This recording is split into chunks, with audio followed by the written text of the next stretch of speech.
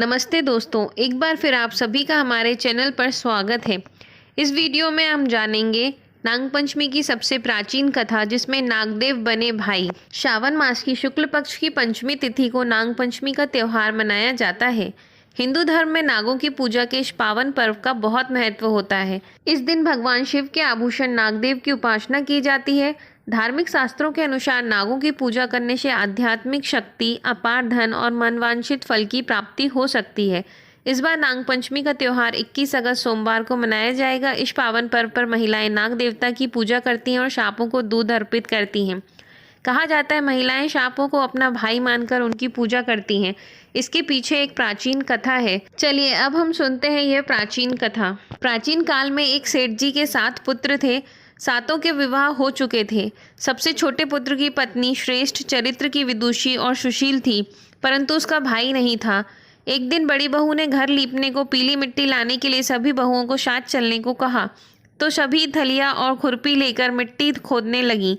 तभी वहां एक सर्प निकला, जिसे बड़ी बहू खुरपी से मारने लगी। यह देखकर छोटी बहू ने उसे रोकते हुए कहा, मत मारो उसे, यह बेचारा निरपराध है। यह सुनकर बड़ी बहू ने उसे नहीं मारा। तब सर्प एक और जाकर बैठ गया। तब छोटी बहू ने उससे कहा, हम अभी लौट कर आती हैं, तुम यहाँ से जाना नहीं। यह कहकर वह सबके साथ मिट्टी लेकर घर चली गई और वहाँ कामकाज में फंसकर सर्प से जो वादा किया था वह भूल गई। उसे दूसरे दिन वह बात याद आई तो सबको साथ लेकर वहाँ पहुंची और सर्प को उस स्थान पर बैठा देखकर बोली, सर्प भैया नमस्कार। सर्प ने कहा, तू भैया कह चुकी इसलिए तुझे छोड़ देता हूँ, नहीं तो झूठी बात कहने के कारण तुझे अभी डस लेता। वह बोली, भैया मुझसे भूल हो गई, उसकी क्षमा मांगती हूँ। तब सर्प बोला, अच्छा तू आज से मेरी बहन हुई और मैं तेरा भाई हुआ, तुझे जो मांगना है मांग ले। वह बोली, भैया मेरा कोई नहीं है, अच्छा हुआ जो तू मेरा भाई बन गया। कुछ दिन व्यतीत होने पर वह सर्प मनुष्य का रूप रखकर उसके घर आया और बोला कि मेरी बहन को भेज दो। सबने कहा कि इसके तो कोई भाई नहीं थे, तो वह बोला, मैं दूर के रिश्ते से इसका भाई हूँ, बचपन से ही बाहर चला गया था। उसके विश्वास दिलाने पर घर के लोगों ने छोटी को उसके साथ भेज दिया। उसने मार्ग में बताया, मैं वही सर्प हूँ, इसलिए तू डरना नहीं और जहाँ चलने में कठिनाई हो वहाँ मेरी पूंछ पकड़ लेना। उसने कहे अनुसार ही किया और इस प्रकार वह उसके घर पहुँच गई। वहाँ के धन ऐश्वर्य को देखकर वह चकित हो गई। एक दिन सर्प की माता ने उससे कहा, मैं एक काम से बाहर जा रही हूँ, तू अपने भाई को ठंडा दूध पिला देना। उसे यह बात ध्यान नहीं रही और उसने गर्म दूध पिला दिया, जिसमें उसका मुख बुरी तरह जल गया। यह देखकर सर्प की माता बहुत क्रोधित हुई, परंतु सर्प के समझाने पर शांत हो गई। तब सर्प ने कहा कि बहन को अब उसके घर भेज देना चाहिए। तब सर्प और उसके पिता ने बहुत सारा सोना, चांदी, जवेरात, वस्त्र, आभूषण आदि देकर उसे घर पर पहुंचा दिया। इतना ढेर सारा धन देखकर बड़ी बहू ने ईर्ष्या से कहा, भाई तो बड़ा धनवान है, तुझे तो उससे और भी धन लेना चाहिए। सर्प ने यह वचन सुना तो सब वस्तुएं सोने की लाकर दे दी।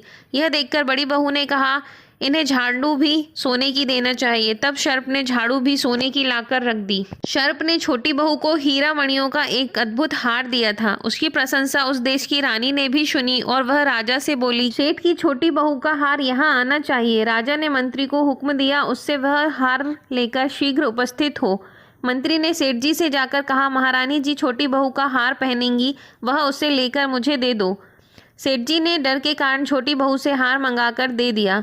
छोटी बहू को यह बात बहुत बुरी लगी। उसने अपने सर्प भाई को याद किया और आने पर प्रार्थना की, भैया रानी ने हार छीन लिया, तुम कुछ ऐसा कर दो जब वह हार उसके गले में रहे तब तक के लिए सर्प बन जाए और जब वह मुझे लौटा दे तब हीरों और मणियों का हो जाए।